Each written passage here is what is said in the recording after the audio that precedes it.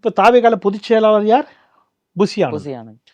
புசி சொல்றாரு, நம்ம தலைவர் வந்து 10 தொகுதியில கூட போட்டியிட முடியும், ஆனா சட்டம் வந்து ஒரு 4 தொகுதியில தான் போட்டியிட முடியுங்கிறாரு. சொன்னாரு. இப்படி ஒரு பொதுச் செயலாளர் வச்சுட்டு நீங்க அவர்கிட்ட போயிட்டு நீங்க அதை பேசி இதை பேசினா அவர் என்ன பேசுவார்?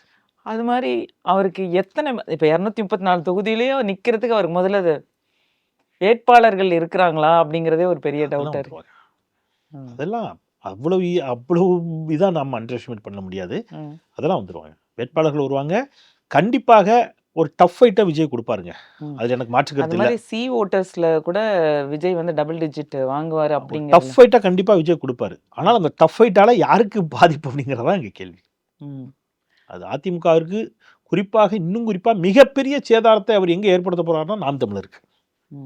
நாம் தமிழுடைய வாக்கு வங்கி திருப்பி 3% போனாலும் ஆச்சரியம் இல்லை.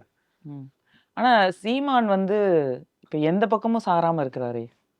அவர் என்னைக்கு தான் எந்த நீங்க தேர்தல் அரசியல சாராம இருக்காரு. பட் அவர் ஆல்வேஸ் எந்த பக்கம் தான்? எந்த பக்கம்? ஏடிஎம்கே, ஆர்எஸ்எஸ் பக்கம் தான். அவர் பிராமண கடப்பாரை எடுத்து திராவிட கோட்டையை உடைப்பேன்னு சொன்ன பிறகு உங்களுக்கு என்னங்க ஆச்சு சந்தேகம் அதுல?